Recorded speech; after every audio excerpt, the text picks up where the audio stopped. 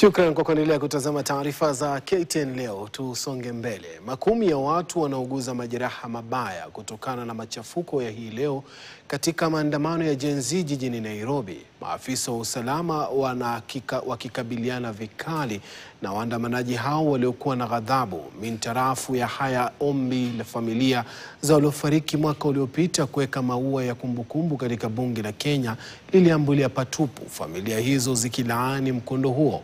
Mwanahabari Francis Ontuoma na maelezo kamili. Kinaya cha siku iliyopangiwa kuomboleza waliofariki katika maandamano ya mwaka uliopita. Milio ya risasi na vilevile wingu la vitoza machozi likishamiri jijini. Kufuatia kuvamiwa kwa bunge la kitaifa mwaka uliopita, maafisa wa usalama wakionekana kuwakabili waandamanaji kwa vyovyote vile.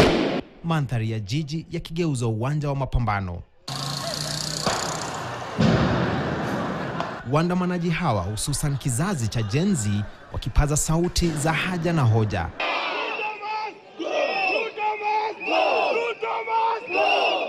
Patashika baina ya polisi na waandamanaji kishamiri katika barabara kuu, hususan barabara ya Moi, Kenyatta na Tom Mboya.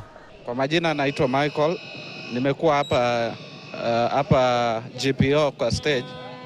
Kuna msichana ambaye amepigwa na tear gas, ikararua mdomo, meno ikaanguka nje.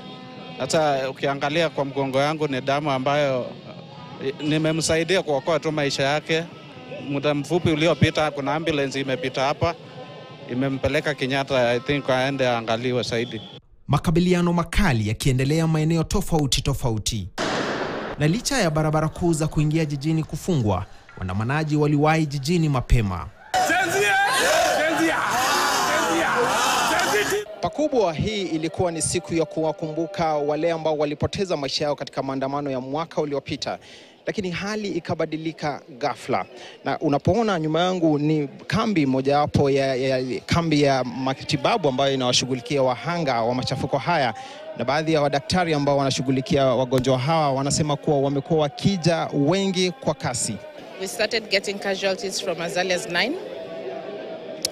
We've attended to over 300 people. Referrals are over 50. Out of this, we have had 4 gunshot wounds. And the rest are mostly rubber bullets, wounds, wounds from canisters being hit.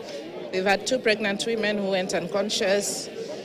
We've had stab wounds. Majeraha aina yakishughulikiwa na kikosi cha madaktari wa kujitolea waliofika eneo hili. Familia za wahanga wa maandamano ya mwaka uliopita nao wakifika hapa, lakini kuondoka wakiwa wamevunjika moyo. Nimekasirishwa sana na hii serikali.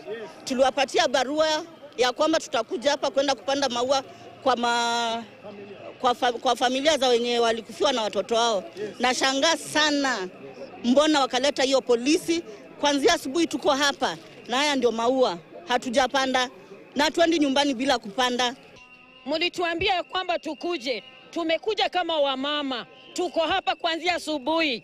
Na tulikuwa tukuje tu tuweke flowers kwa sababu ya watoto wetu ambayo waliaga. Tunasema hivi serikali, hii ni Kenya ama ni Kenya ingine? Kufikia majira ya jioni kiza kilipokuwa kikiingia, patashika hii iliendelea pasi na kupungua kasi. Ni mwaka mmoja tu tangu yapata zaidi ya watu 60 kufariki kutokana na maandamano ya kupinga mswada wa fedha mwaka uliopita, familia nyingi bado zikiishi na makovu ya milele. Francis Ontuoma, KTN, Nairobi.